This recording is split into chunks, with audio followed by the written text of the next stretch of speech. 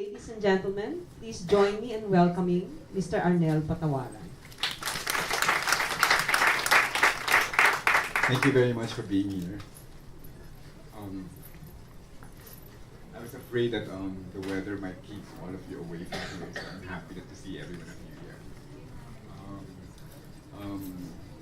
I believe that the whole session is about sort of like the migration to digital technology from writing on print, but I am of the belief that digital is really just another medium. It's not really any different from magazines or newspapers or books.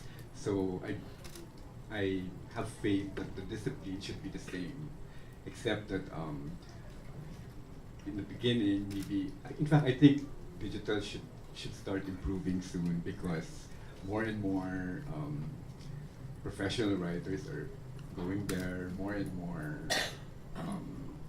storytellers are going there. A lot of novelists now have digital arms and stuff like that, except that because it's such a democratic medium, it's understandable that a lot of experimentation will go on. I was at the judging recently of an award-giving body for young artists, and I noticed that even in that realm, there's like sort of like a resistance to recognize the new medium. A lot of mixed media are not being recognized because they still think that for you to be worthy of art, you have to be sort of like an old player, meaning everything is like limited to oil on canvas or watercolor on canvas. Paper is not recognized as a great medium, but when you think about it, canvas is actually paper, right? So we had a discussion with all these old guards. Most of the judges were like really established artists, and we said that maybe because this is a young artist award, we should be open to more experimental approaches, more mixed media. I think the same thing is going on with writing. In fact, I think even in the 1950s, maybe in the 1920s, maybe in the 1800s, writing is always sort of like an exploration and an experimentation. So there's really, in spite of the prevalence of many, how-to books, like my book, the game of writing is really sort of like an experiment. You always try to push the envelope. You have Gertrude Stein, for instance, experimenting with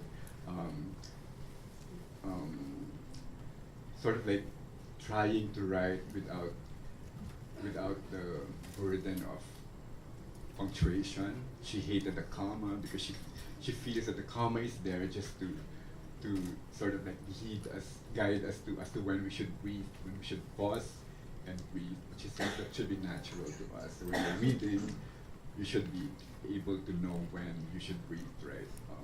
El Doctorow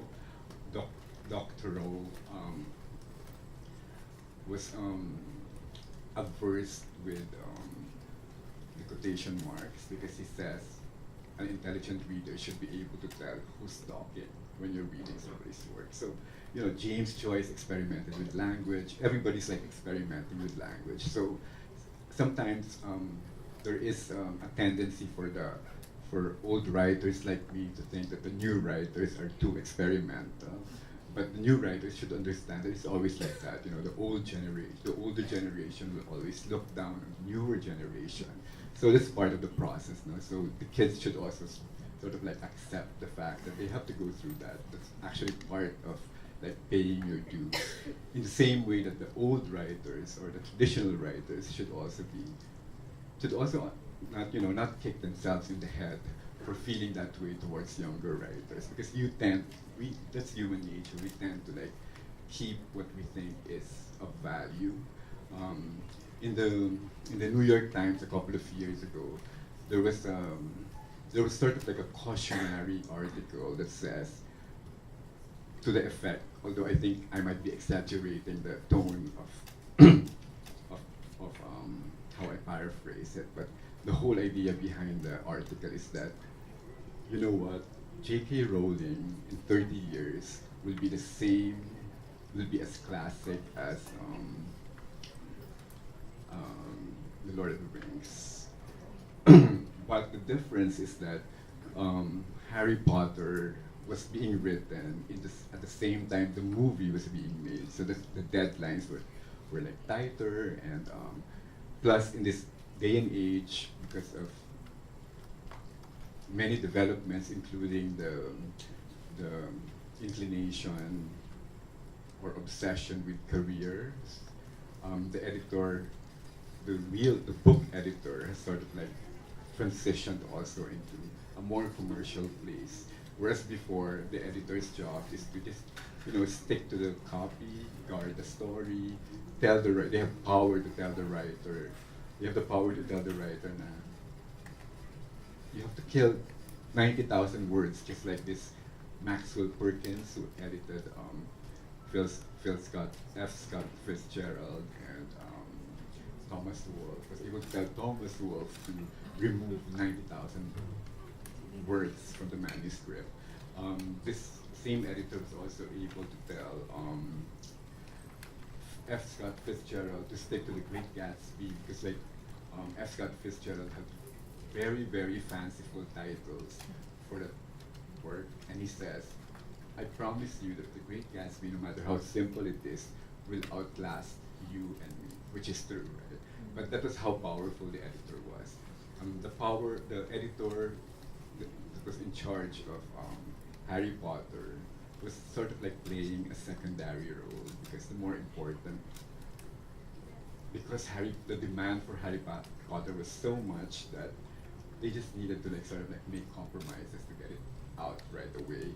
Plus, there's a movie that's being done. There's a movie contract that has to be honored, right?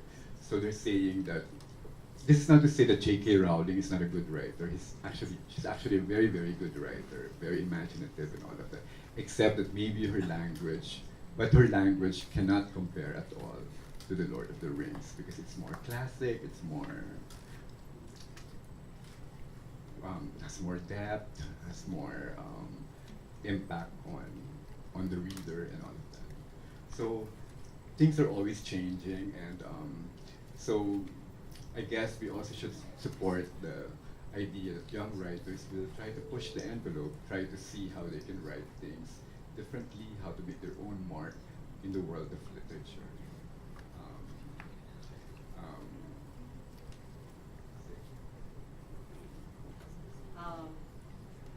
We can now start the questions. I'm sure a lot of you are processing what Arnel has said. So, does anyone want to start with the questions?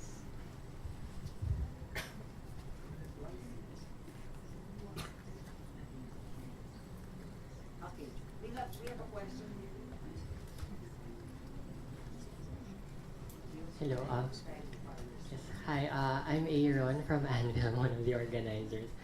Since we're talking about crossing the border from print to digital media, I was wondering what's your take on, because as far as I know, correct me if I'm wrong, but print publication in the Philippines began during the Spanish period with the Doctrina Christiana, the first book being published.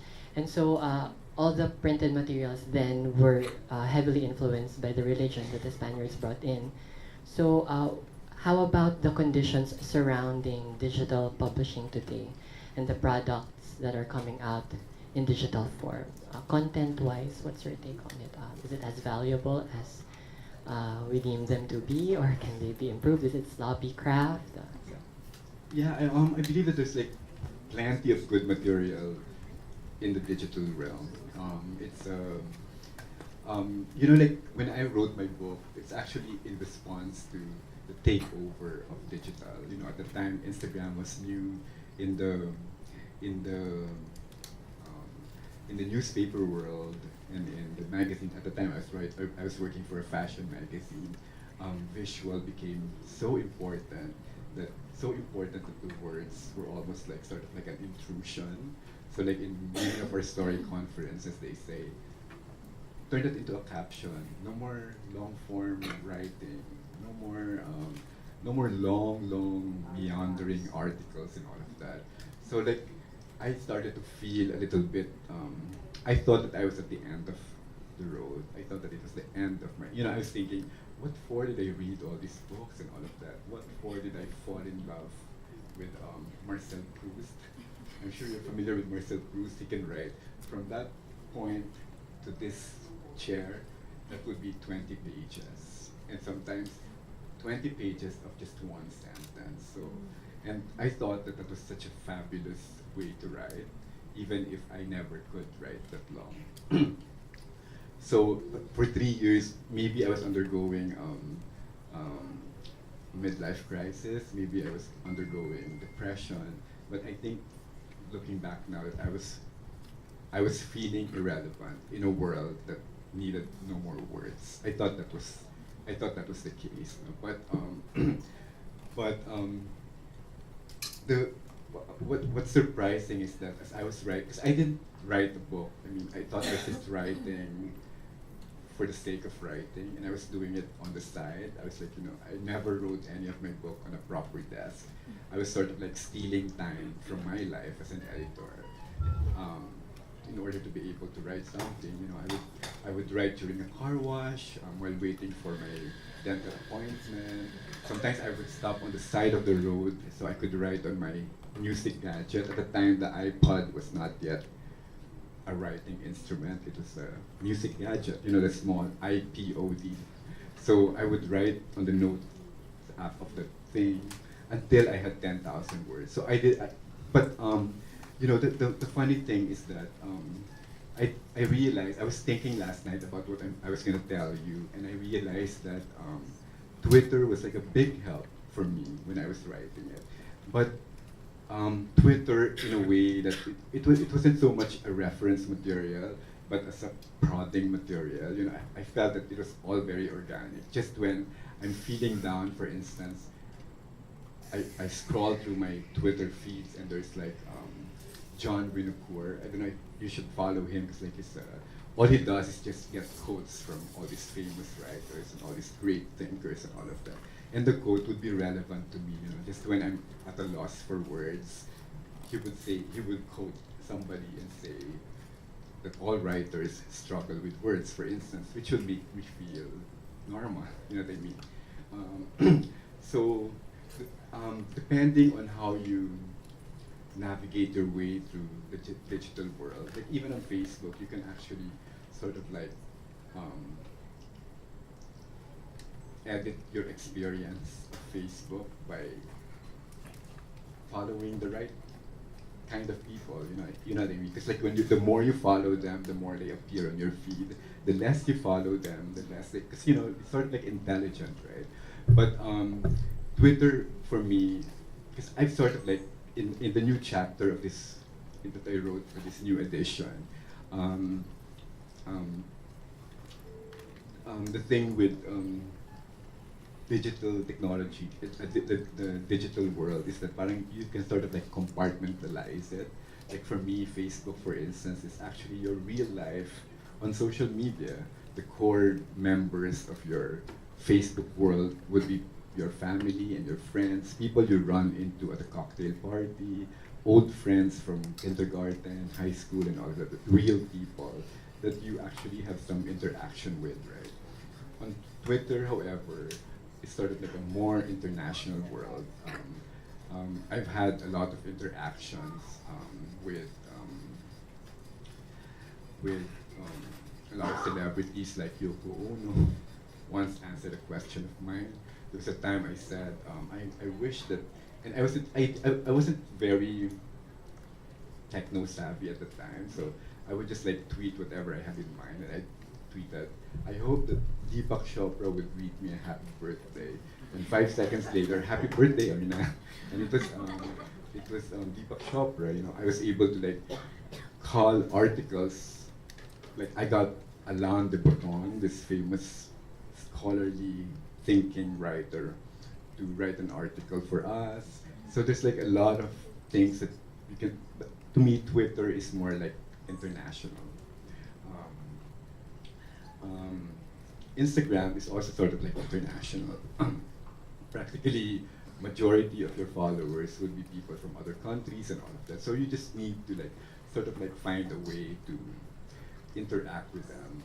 Prior to writing my book, this actually is sort of like, in fact, one of the new chapters that I wrote here is called How Writing Saved Me, because it did sort of like turn my world around. It sort of like proved me wrong, for instance, that there are no more writers, because once this book was published, I found out that there's like 1 million writers, not just in the world, but in Manila alone, in my immediate circle. There's like great interest in writing, great interest in reading that I didn't know existed before. I thought they were all gone. You know, I thought everybody just wanted to be a photographer or a stylist or what have you. But because of this book, I found out that there's so much interest. So in terms of content, to answer your question, there's like so much content. A lot of links on Twitter, for instance, are. In my experience, Twitter is the most, you know, like you get a lot of that in Facebook also, but that depends on the kind of people that are in your circle. You know what I mean? It's like they usually have links to articles that otherwise you would not be able to find. But Twitter is like a big resource for articles that otherwise would never ever, you know, like I met a lot of authors there. I mean, dead or alive, because of all these people that I follow. There's so much history. There's Maria Popova, who does the brain pickings, was great human interest stories on literature and artists and Galileo Galilei and stuff like that. But the curation, how she curates everything is really what makes it. She sort of like makes it more interesting for you, so that it doesn't seem so scholarly or like textbook knowledge and all of that. Any questions from the audience? Yes.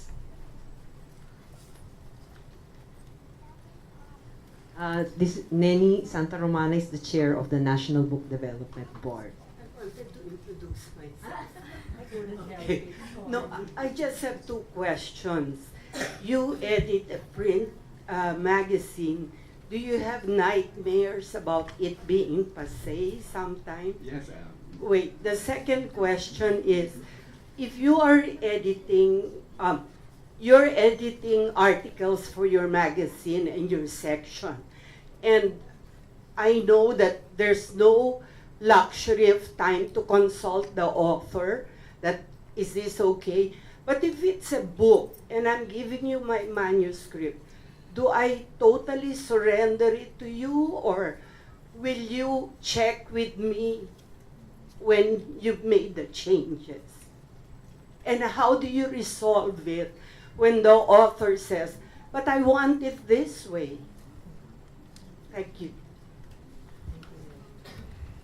The first question is about print media and concept industry. Yeah, in fact, earlier I said that parang I sort of like went into depression because I sort of like believe that that's been going on for like maybe since the late 1990s. Everybody's been saying, you know, you're gonna be passé.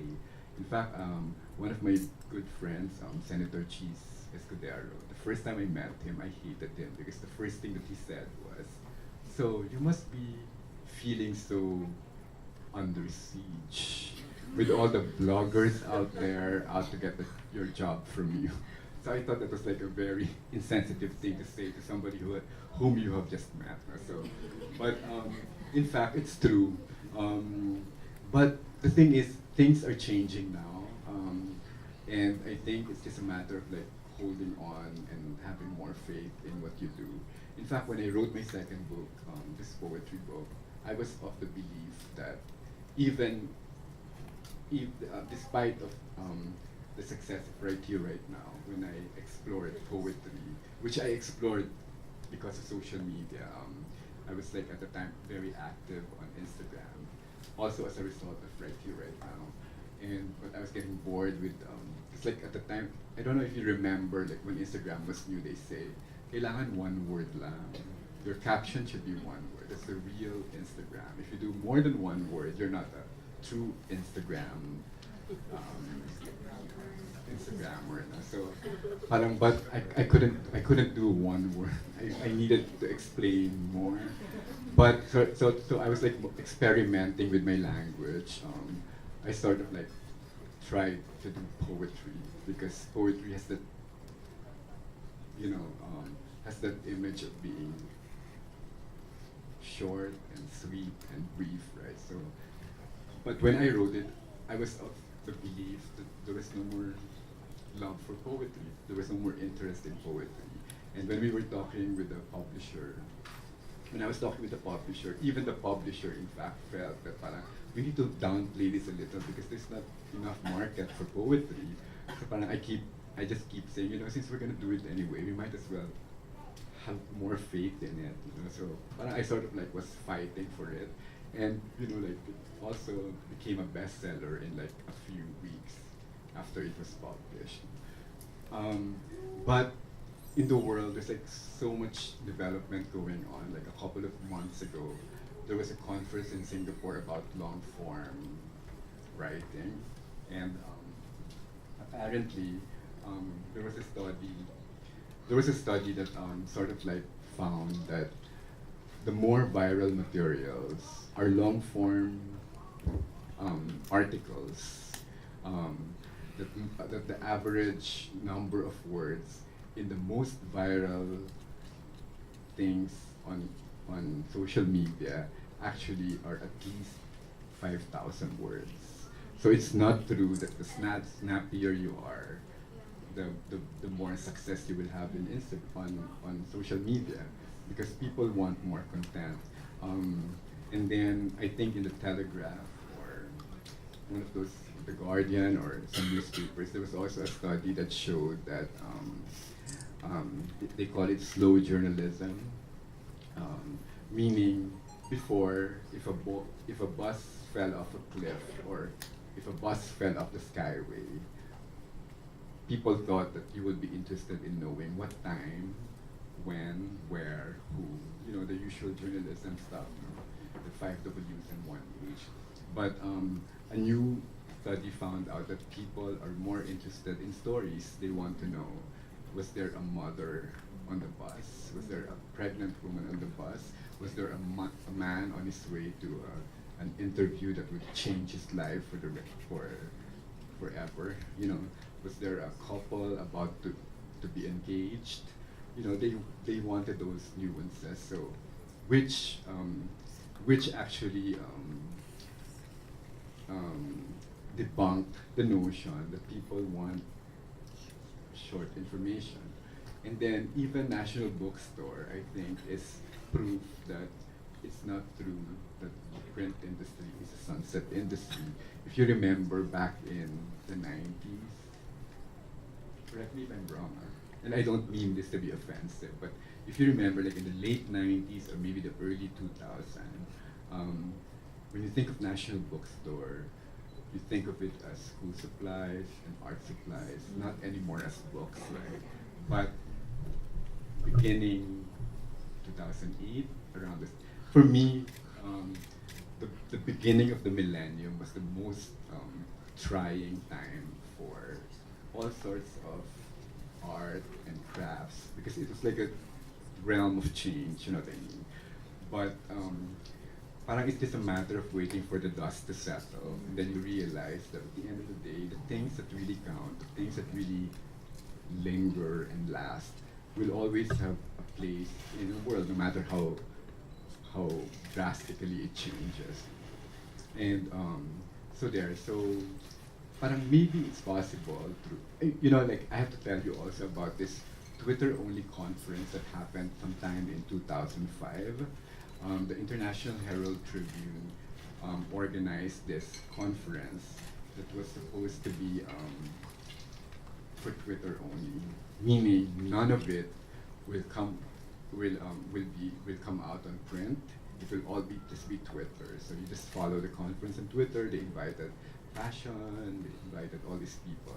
On the fashion front, they invited Frida Giannini of Gucci. At the time, she was with Gucci, and Yucha Prada of Prada, and they were supposed to talk about the future of reading. So Frida Giannini was the first to speak, and she said, "Today's 8-year-olds, by the time they turn 18, they will no longer know what books are, or what magazines are, or what newspapers are, because everything's going digital, everything's going social media, whatever." In a way, she's right.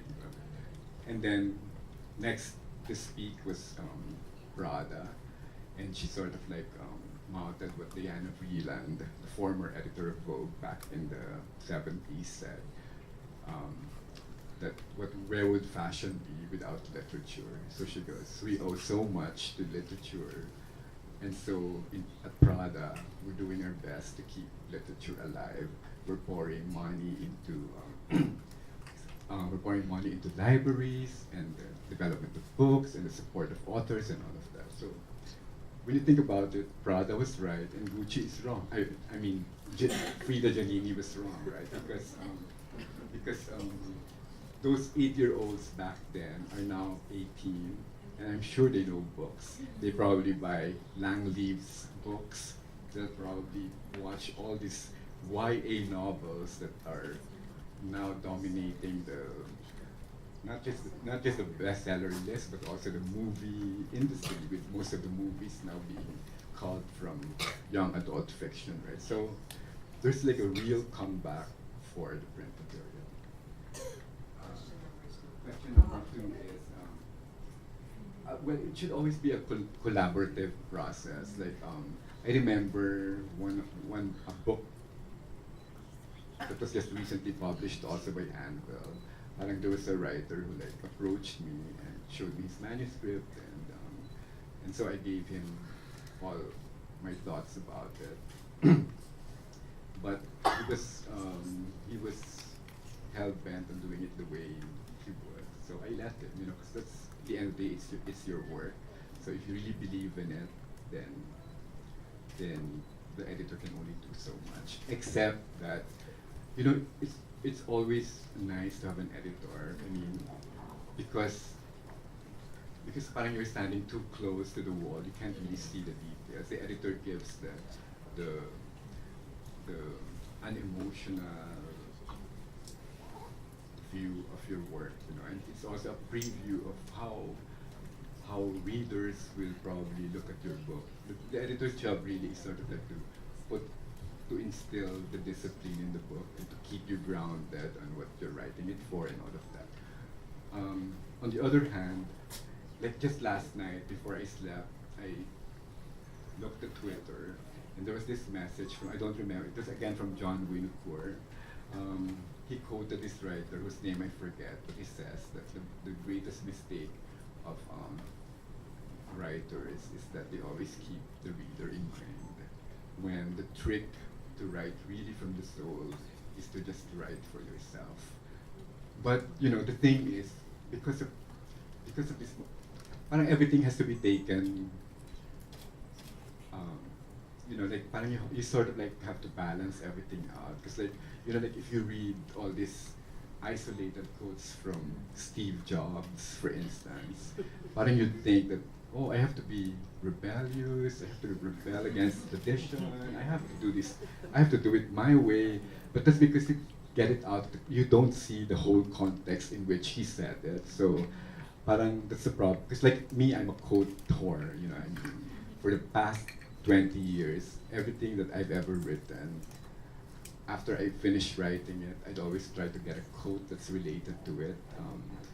I'm sort of like a lover of the epigram. I feel that other people's works, especially if they're, when by other people I mean Diana Vreeland or Ernest Hemingway or Marcel Proust, would sort of like give credence to what I've just written about. But I usually get it out. I usually get it after I have finished my book, so that I don't get influenced by what they say. But I think that the thing with quotes is that taken separately, out of context, it can give you the wrong notion. That, for instance, I'm sure that that person who said that you should write for yourself must have said something in previous paragraphs or in paragraphs after it, that it is important to always keep your reader in mind, because at the end of the day, once you have written your book, it is no longer yours. When it's out there, it belongs to whoever reads it. So they should be able to resonate with it and all of that. But it's also true that a book will only resonate to a reader if you write it from your heart or from your soul. So parang you just have to like sort of like balance everything. But going back to the question, I think that at the end of the day, it's a collaboration. It is the fault of the editor if he's not able to make the writer understand that it's important that these changes are made. But it's also harder for the editor now because a lot of the authors have become instant celebrities, you know what I mean? So it's kind of hard to like tell them, hey, you should do it this way. It's like, you know, this generation is very self-entitled, which is a bad thing and a good thing, because like my generation was sort of like, you know, we were like sort of like overpowered by our elders. I mean, you cannot really speak up no matter how right you are, and you know, so parang we grew up. I mean, like when I started working, I always thought that my boss was everything. You know what I mean? But I came from the place where I feel that I need to prove myself worthy of her trust rather than the other way around. So, like I would find ways to pick. I'm talking about my boss, Julia Plaza. You know, I would like pretend that, for instance, that I didn't have a way home, so I could ride in her car and pick her brain, you know, stuff like that. And even if she never told me anything, it's like she's not Julia Plaza is sort of like a queen. She's not exactly openly generous when it comes to sharing her ideas, but she is very generous. But it's just that she won't go out of her way and tell you, this is how you should do it. But you have to like learn everything just by watching her. So I would watch her very closely. I would read everything that she writes so that I could learn from the experience. So now, parang the writers now are more, I should say, more confident maybe. In fact, I'm amazed that a lot of young, even art, you know, painters who've never ever come out before with a show or anything, could command such a big price on their work. I mean, that to me is like a big breakthrough. Because I remember when I was young, I was in the car with Julia Plaza, and I was telling her, you know that I just read an article that says that an employee should be able to tell his or her boss about, you know, salary raise and stuff like that. And she goes, oh, is that true? I should have known that. Then I would have had my salary raised a long time ago. So, you know, things like people are now, kids are a little bit more upfront. I mean, I remember a couple of years ago, I had this young writer who was a very, very good writer, and he seemed very happy, and he was performing so well. And all of a sudden, he just resigned with no. He didn't say what the reason was. He just resigned. So like, I tried to ask him why, but I didn't really force the issue out of him because I felt that he was very awkward about it. And so one day I was out smoking outside of the office. He followed me, and teary-eyed, he goes, "I'm going to tell you the reason why I'm resigning, because I gave myself a deadline. I said that if in 2 years I don't get a raise or I don't get promoted, I'll have to resign." And so I said, was that up to you or up to me? But he resigned anyway. And prior to that, prior to that resignation, many years before, 2 years before, when he had just joined me, we also got into a sort of like an altercation because I was talking to all the writers and I was saying, we have to do something about all these little lapses that are being overlooked. Maybe we should. I don't know. You talk about. I'm standing there. You talk among yourselves what we can do to prevent this, because this is not supposed to happen. These are all kindergarten mistakes. Like a misplaced comma or whatever. So I said maybe you should talk among yourselves and to see what we can do to prevent it. Maybe you can do penalties, fines, and what have you. And he was so opposed to the idea of fines, and he goes, "What for is dream job?" His exact words were, "What for is a dream job if it cannot feed you?" And so I went back to him. I've been doing this for like the past. How long have you been here? 3 weeks. I've been doing this for the past so many years, and it's bought me a car, it's fed my family, so don't tell me that this dream job cannot feed you. So, but I kind of admire him because I wouldn't be able to tell that to my boss, even now. So there, just to answer your question, it should be a collaboration. If you're not seeing eye to eye with your editor, then maybe you should look for another editor. No, but we value the work of editors because sometimes we say, we sound so good, I don't recognize myself. No, but it's really because in another form, you can't believe that you wrote it. Yes. No? That's the wonder, I think, of writing. But we appreciate having editors because we also tell young writers, after you finish, show your manuscript to a professional, not to your relatives and friends. Because they'll all say, it's good, it's good. Yeah. Thank you. Thank you. Question from let's hear from the young people. Hi, good morning. I'm Carmel. Well, the family owns a school, and I used to be a director for the Private Schools Association of Parañaque. And I deal with parents, that's why I want to ask this question. I know you can't do anything about change, the changes that have become drastically crass. But you can't judge too much now. Everyone's been writing. Would you say media has become irresponsible or sophomoric, just reckless? And I mean, some of the media are being distributed to these kinds of kids, and I deal with parents. So how do we avoid the irrelevant? And or do you have a list of niches online that you can give to us? A list of what? Online niches for writers and for readers as well. Thank you. Oh, first question was about Change. do you think media writing itself has become irrelevant, or some of it, yes, some of it I think, but it also depends on some of it. But ever since, it's not just now.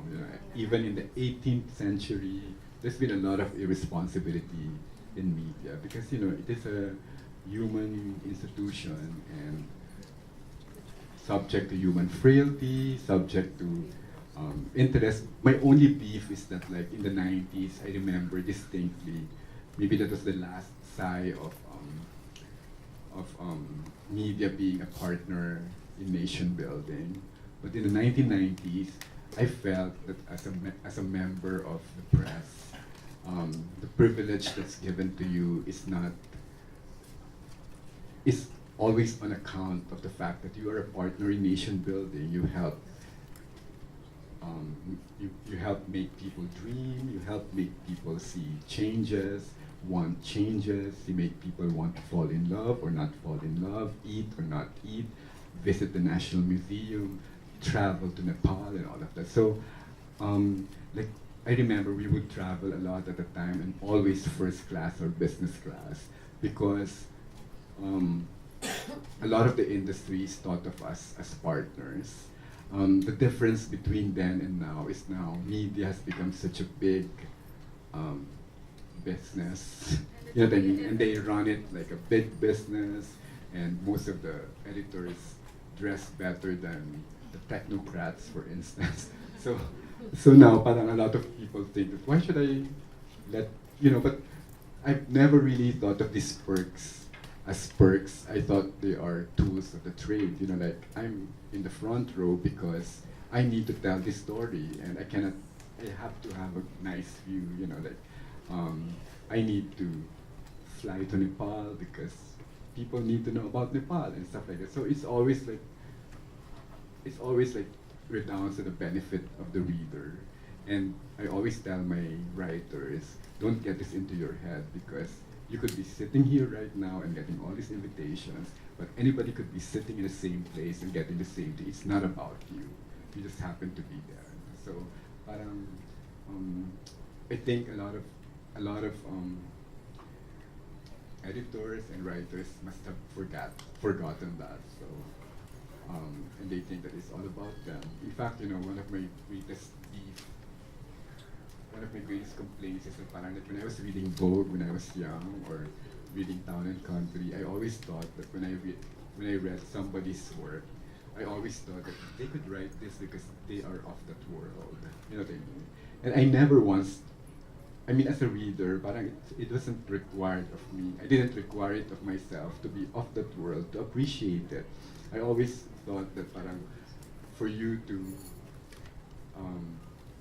that there is nothing wrong with looking up. It's fine.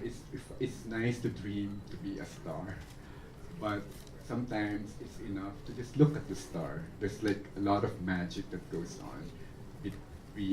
That magic goes when you look up to the star rather than just being a star, right? But now, parang it's kind of crazy when a lot of young writers or young editors are sort of like giving away the illusion that this is a world that really exists. You know what I mean? Because now they say, "Thank you, Philippine Airlines. I'm here in London." You know what I mean? But sometimes the point is not because London is worth going to, but because I am in London. That those things, and plus but those things, I'm sure those things happen even before our time. It's not always this generation. It's not always this kind of. I remember, and a lot of the stuff that we consider irresponsible is probably just fair game, fair play in London. Like Malcolm Muggeridge would always, the British columnist, would always like talk about the Queen and her trysts, imagined or not, and it's fine with them. You know what I mean? Whereas here in the Philippines, you talk about the president hiding under the bed, and that's libelous. You know what I mean? So maybe it's also globalization. We're beginning to be more exposed to cultures and values that are different from us. So we're responding this way. We just have to compartmentalize. Yeah, you just have to be able to. You just have to be, because at the end of the day, you as a reader should know what is important to you and what's not. Diba? And if it's not important, you always have the option not to buy the newspaper or buy the magazine or follow whoever it is on social media. Magandang umaga mga kapatid. Alam mo, maganda yung topic niya. Related to aking ginagawang libro na cyber journalism. Kaya mahirap maging journalist eh. Ako ay bata pa kayo. Tagal na ako dun sa journalism, 20 years sa media, print media. And then I started writing also. 29 nagawa ko. Ang unang libro ko, nung pag-graduate ko sa UP, graduate rin sa UP, ito ang aking libro. Philippine Journalism Handbook, pinagay sa handbook. Yan, sa all over the world. Tapos, gumawa rin ako ng libro. Biography ni Muammar Gaddafi, tinatay ng US yun. So maganda. If you're a writer, pwede kayong maging artist, painter, writing, pagkatapos sa teacher writing, editorial writing. So mahirap nga, kaya pag nandun ka sa editorial din sa newspaper, mahirap. Kaya you meet all kinds of people, the bad, the good, and the ugly. So yung time mo, wala kang time sa sarili mo. Kaya ako, ay sa gabi ako nagsusulat. Noong unang panahon namin, yung old typewriter pa, wala pang laptop. At ngayon, revolution na ng media, cyber media. Ngayon, yan ang ginagawa ko. Kaya ang aking tanong isa lang. Kasi I was intrigued at saka sa dyaryo at saka ito. Siguro ito yung tanong ko, ito ba yung compendium ng mga comparison ng writing mo? Hindi. Ito, ganun rin. Ito, panibago. So yun, maganda. Kasi ako, mga writings ko noong unang panahon, kinumpile ko na libro. So ako nagsusulat rin ng libro poetry. Bibigay ko kay Madam Padilla yung libro ko na Big question. 5. You have a question, Mr. I have about seven poems here that were published before, and I have maybe 2 excerpts from an article that I wrote before. But otherwise, everything's like original, written for the book. Pangalan niyo po, sir? Jaime Ramirez. Mayroon rin akong mas controversial na libro, yung biography ni Muammar Gaddafi, printed 150,000. Now, distributed around the world, kaya I cannot go to the US kahit na gusto kong kita ng mga kapatid ko kahit anti-US yun. Okay. Thank you. Up to the last, then I think it's chapters yun. Thank you, Mr. Ramirez. A question?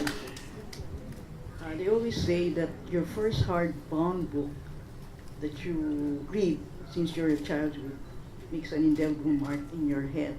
May I know what was the first hardbound book since childhood that you read? Does it have to be hardbound? O yung book ng, yung serious, back childhood. And then how old were you then when you read a book? I'm a precocious reader, and like I happened to grow up in a household that didn't edit the books that were around for children's purposes. So there were like lots of books all over the place when I was growing up. So I remember that my transition from children's novels was the last of the series of The Wizard of Oz, The Land of the Oz. But right after that, I jumped to adult fiction. I read Harold Robbins' A Stone for Danny Fisher. And that's where I realized that there's such a thing as sex. I was devirginized by that book. Maybe I was like 7 or 8 when I started to read it. And there was like so much sex there, so much poverty, and the drive to get out of poverty. It's a story of a boxer in New York who had to sell his soul in order to survive. So there's like a lot of love and guts and stuff. But that sort of like started me into adult reading. What about the e-book? The first e-book. The thing is, I haven't read any. Well, I've read because I have access. The thing is, I have access to the New York Public Library because I have a friend who gave me like sort of the access code to it. But number one, I'm a little iffy about it because it's illegal. But I've read only one book. Actually, I don't even consider it an e-book because it's a PDF that I read from the New York Public Library, and it was a story. It was a biography on Diana Vreeland, the Empress of Fashion. One last way. If you're in a library, okay, so what would be your choice? What subject of book would it be? Mystery, suspense, from all, let's say you're in the New York Actually, even with music, I kind of find it hard to answer because like even when I was a kid, I thought it was a weakness that I didn't, I was a type who would dance to Madonna in a club back in the 80s or 90s on certain days. But on certain days, I would be in Mayorix, on the pavement, drinking beer and watching a band. So I don't do genres. Like even books, I would read encyclopedias, I would read whatever, I would read mystery, I would read fiction and non-fiction. When I turned 28, I stopped reading fiction because I thought fiction was for kids. So I started reading biographies and stuff like that. And then after I wrote Right Here, Right Now, I went back to fiction. And now, like when I teach, I tell all my students that there's really no good books to read. You read for fun, and when you read for pleasure, that's when you get the most benefit from reading. When you read it for fun, rather than you read it for knowledge or all those self-help books, or so you can have more contribution at cocktail conversation. But if you just read for fun, that's when you become immersed in that world, and that's when you get the most benefit from reading. Okay, we will have two more questions. Okay, you and then. Hello, sir. Good morning. I'm Sheena, and I write for CBN Asia, and I'm also a social media coordinator for the 700 Club Asia. And I think it was just 2 years ago that we focused on social media. Kasi yun nga, from my boss's perspective, na mas nagiging important and relevant yung the social media because you go where the people at. So my question is, since you mentioned a while ago that you're into Twitter and you follow a lot of people that help you with the reading and with the books that you read, what's the most effective strategy of those writers and the people that you follow on Twitter that you think are effective, and it made you follow their account and it made you learn so much. So what are their strategies? Do they just tweet every hour? Do they tweet often? Do they tweet links, videos, any materials? And yes, so what do they do that made you follow them? And the second question is, when you were just starting in the industry, when you were a young writer, how did you present your ideas, your thoughts to your boss or to your editors that made them say yes, you can write about it, you can research and go ahead, write, and we can publish it. So how did you present your ideas and it get approved? I think that I follow them just because of their content. I'm not familiar with how often they would post, but of course I'm sure that they posted often enough for me to consider it worth my time to follow them. Because like if you don't see them, you don't really get much from them. I think Maria Popova posts so often in a day, right? And she does all sorts. She does a recording of Ernest Hemingway reading a poem, for instance, or she posts pictures of the writing nooks of so many authors, and so she has very, very diverse material. From artists, to writers, Pablo Picasso, to Pablo Neruda, and all of that. So there's so much diversity, and it's not just writing, it's also inspirational. Sometimes she also does like on the anniversary of the first man landing on the moon, she will have stories on what has to do with that particular story. She would always remember, say, today is the day so-and-so died. Today is the day so-and-so was born. Today is the day so-and-so released his epic whatever. So it's like, even if most of the stuff that she would share are from the past, parang she always tries to to highlight its relevance to the present.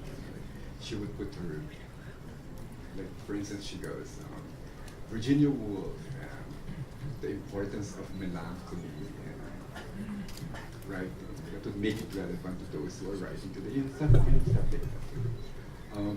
But I guess more than anything else, it's always the content, because no matter how often you come out, if it's all clickbait, if I'm always disappointed every time I turn on the link, then eventually I will unfollow you.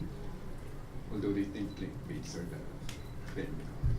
As to the second question, I'm very, very fortunate that when I joined Lifestyle Asia in my 20s, I was only working with Julia Plaza and the executive editor Nestor Mata, the guy who survived the Ramon Magsaysay plane. So at the time that I was working with him, he must have been 250 years old.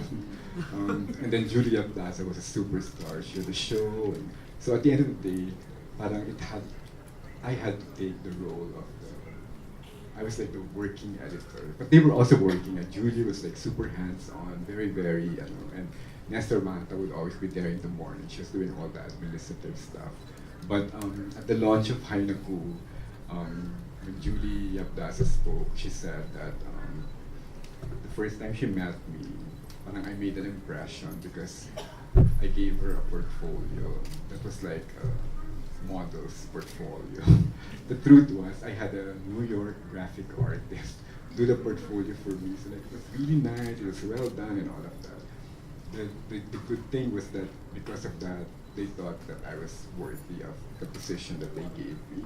The bad thing was that they thought I could do everything. Doing styling, they thought that I had great taste. So I remember talking to Julie after after a few months of working with her, and I said, Julie, I don't think you should assign me to do fashion anymore because I don't have the vocabulary and I'm not even sure I'm interested in fashion. She goes, well, you work for a women's magazine, you have to learn fashion. So I still had to do it. And eventually, I ended up loving fashion. It became one of my favorites because I realized that of all the things, only fashion was the most easy to manipulate, you know what I mean? Because like, if I write about Boracay, it has to be Boracay, you know what I mean? I cannot depart too much from it. But writing is sort of like, fashion is like an excuse. It's an excuse for storytelling. Because I remember one of my early projects for Lifestyle Asia was about waiting. And the whole idea was, when mistresses wait for their lovers. And I remember trying to collaborate with a lot of the fashion houses back then. And most of them said, no, we can't do it. We don't do mistresses. Until I got a call from Josie Natori. And she goes, I'm interested to do it because, I dress all women, wives and mistresses. So the whole editorial was devoted to Josie Natori because she was the only one who was willing to lend me her clothes. So I guess you have, I'm lucky, you know what I mean? Some people are not as lucky, some editors are not as generous. But even then, you sort of like have to take it as it comes. I mean, because I feel that the problem with young people now is they are averse to suffering. You know what I mean? And suffering is sometimes what it takes to polish you, to make you stronger, to make you. In fact, like when I was with Julia Plaza, she was my boss for maybe just a little less than a decade, and she was my. I mean, it took over about 10 years before she found out who I was of working with her. For many years, she didn't know whether I was single or not, whether I had a car or not, whether I lived in the south or the north, whether I was born, when I was born, she had no idea who I was. And that was the best time for me of our working life together because she didn't care about my feelings, she cared about what I could deliver. You know what I mean? So then I delivered a lot. And then after 10 years, we became friends. And she became more forgiving, she became more considerate. And as a result, I became less productive. Because, because she wasn't throwing that much out of me anymore, out of her concern for me. If she has an assignment in the north and she knew that I lived in the south, she would assign somebody else to do it. if she knows that I work late, so she won't send me to morning assignments and stuff like that. Whereas before, like I would spend the whole night working on something, and she goes, tomorrow at 8 o'clock, I want you in this event, and I wouldn't say no. So I mean, I think that at the end of the day, more than talent, more than skill, more than commitment, parang what gets you really through is your ability to withstand pressure. So the less you expose yourself to that kind of challenge, the fewer opportunities you have to discovering exactly what it is you can do in this world. We have a last question. Hello, good morning, Sir Arnel. Sir, actually, tatlo tong tanong kayo lang. May I ask po kung what are your expectations from future writers, especially in this digital age? That was the first. At yung second po, for the writers, for us writers, paano po namin maiiwasan na magaya or mamimik namin yung mga binabasa namin? And yung last Paano po, maiiwasan? na magaya namin yung writing skills ng mga binabasa. And yung last po, how to stay humble, especially pag yung mga nasulat namin na publish na. How to stay humble. How to be a humble writer. The first question is Yung expectations niyo po from future writers. you have to write well. But to go back to my it's like I worked in advertising for 4 years, and then I moved to a 93, and I took a salary beating to get the job. It's like when I was being interviewed by Nestor Mata, he told me na parang, ay, hindi ka na qualified, ay, you're overqualified, kasi at the time I was earning 18,000 pesos, and then he said that the opening was only for 6,000 pesos. So I said, can I think about it? He goes, oh, okay, you think about it. So the next day I called him and go, I don't mind the 6,000 pesos. And he goes, huh? But I said the opening is 6,000 only. I didn't say you are qualified. Because for us advertising writers, you're just caption writers. That's all you can do. You don't mean anything. So I said, but you have 6 months to see if I'm worth it. So then I was hired. And I remember on my second day, there was a note on the desk of Nestor Mata from Juliet Daza that said, Nestor, meaning me, now that you have a new writer, I hope that he would have the wide vocabulary, the depth of thinking, and the sensibility that your former writer did not have. When I read that, I was like super under pressure. So the next day I was automatically a member of 5 libraries. Wala pang Google now. So I was like a member of the British Council Library, I was a member of the Thomas Jefferson Library, even the Goethe Institute. It's 5 libraries, the British Council, because I felt I needed to have depth of thinking, which I needed those libraries for. So I guess you also kind of look for that also, but I think now more than anything else, it's really the staying power, because in the newsroom now, in magazines, not just in my paper but everywhere else, parang the turnover is so quick, because a lot of the young people, parang they want to be everything. They want to be writers and stylists, and they want to have a blog, they want whatever. So parang they find it too, what do you call that, too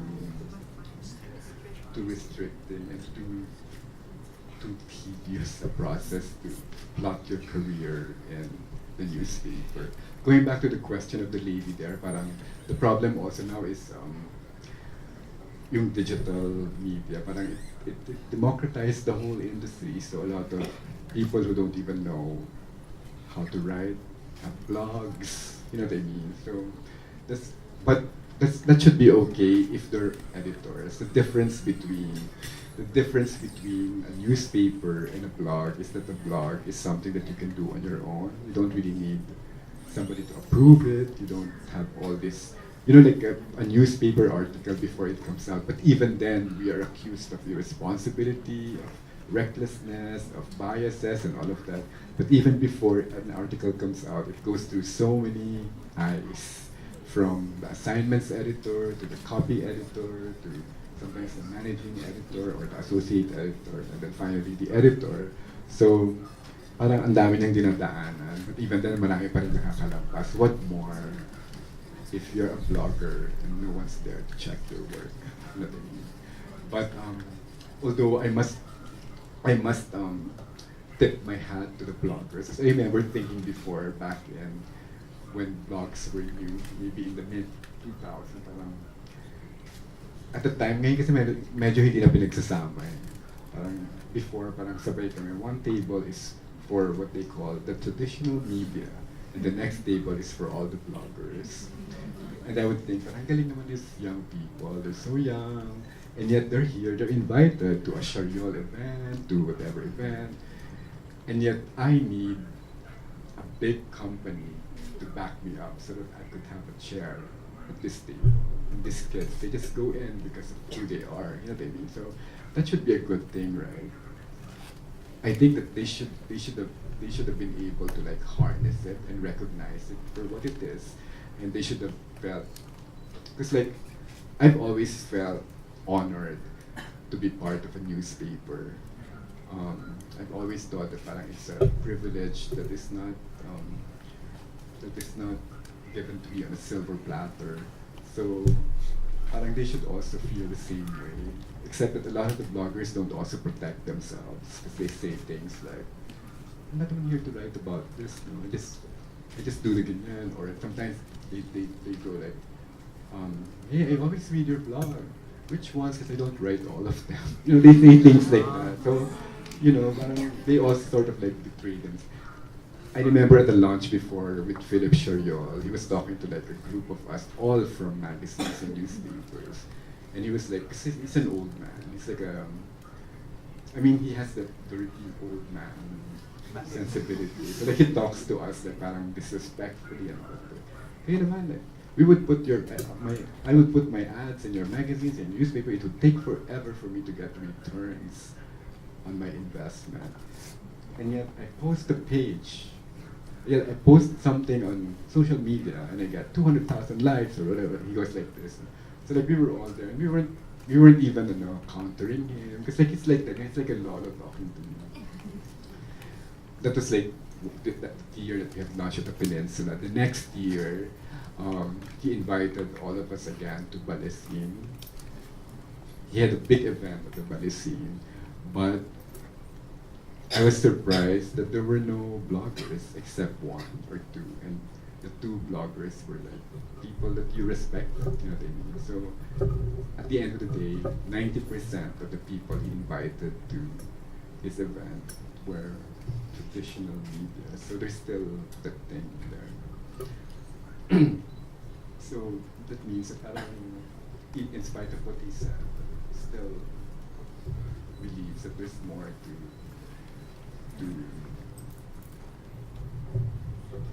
traditional journalism. Even New York Fashion Week, even New York Fashion Week, many years ago, maybe 5 years ago, started to get the bloggers out of the picture because they feel that they are just noise. They ruined the fashion calendar.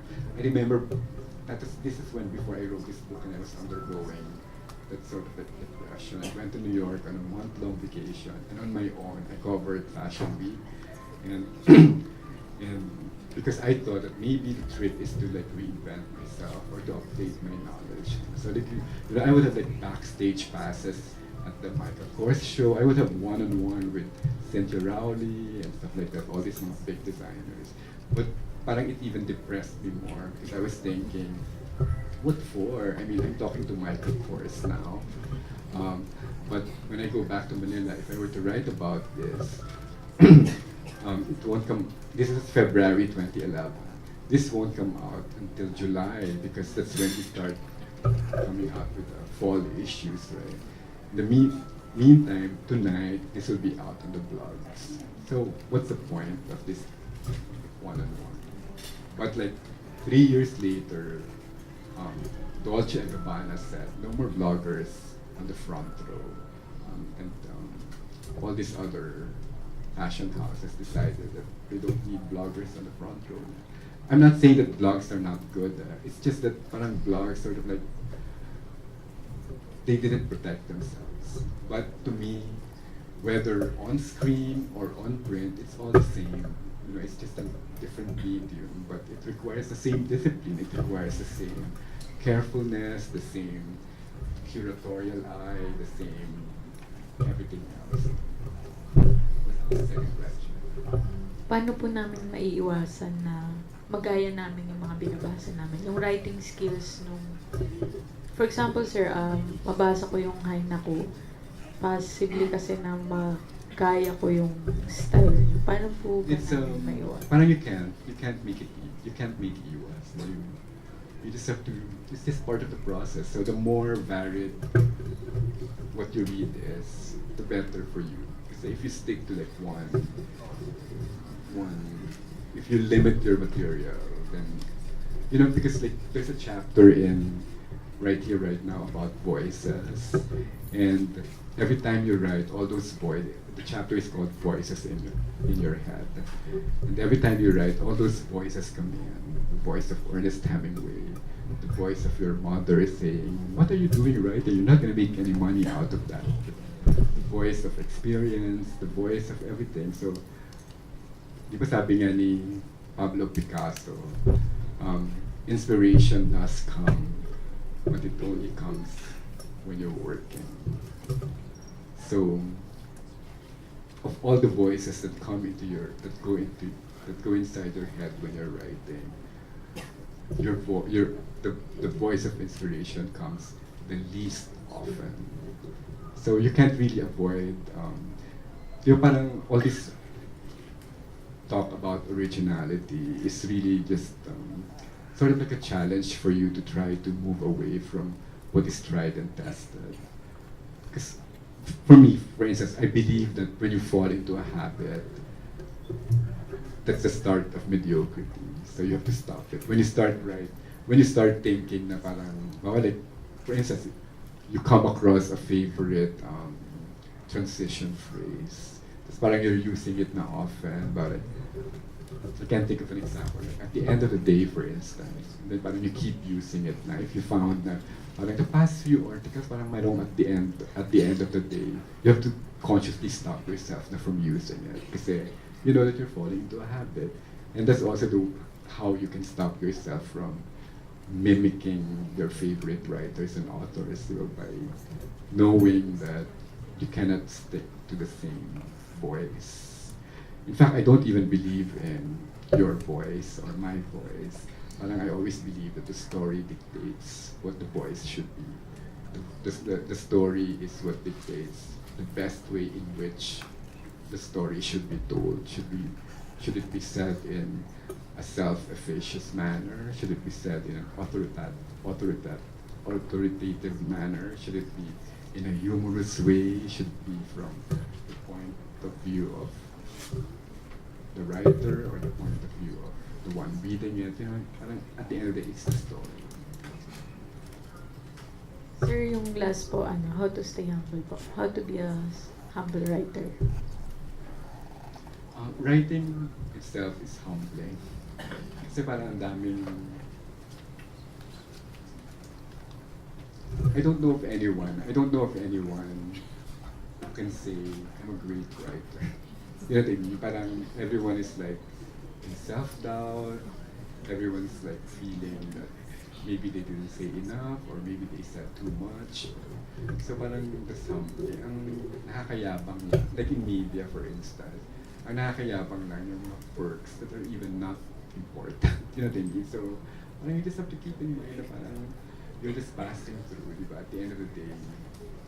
Because like I'm talking about the first part is when I'm talking about it, when you write for yourself, like when you write fiction or when you write whatever, or you have a column that has a life of its own, that is independent of the newspaper that you write for. You just have to stick to your, because a lot of like, for example, political columnists, you have to be a little bit mayabang in order to be able to assert your opinion, but in terms of like mayabang na person, parang it's just it's not the writing or the fame that causes it, but it's really the perks around being a writer, first tips that you get and all of that. So, but overall, I think it's humbling enough to be a writer, especially if you're a serious writer and you're devoted to your craft rather than the perks that you get because of what you do.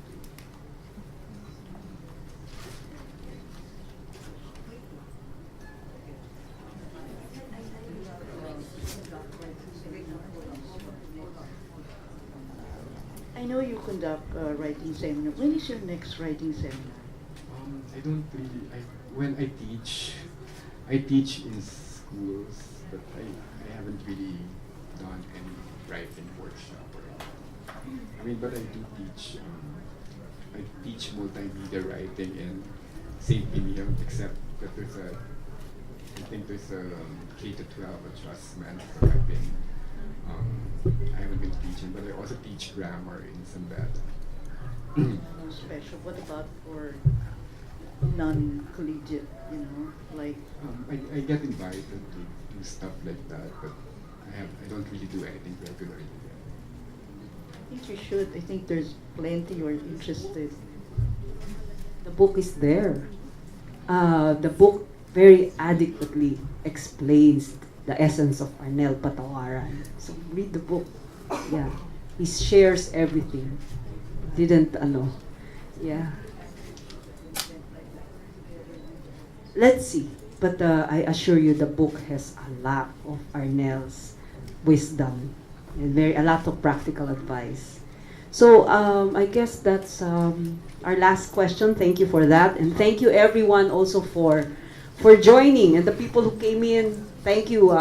We're overwhelmed physically and emotionally by your presence. Thank you. Arnel will be staying here, so if you want to have your copy signed, you may line up. He will sign copies of his book. Thank you so much.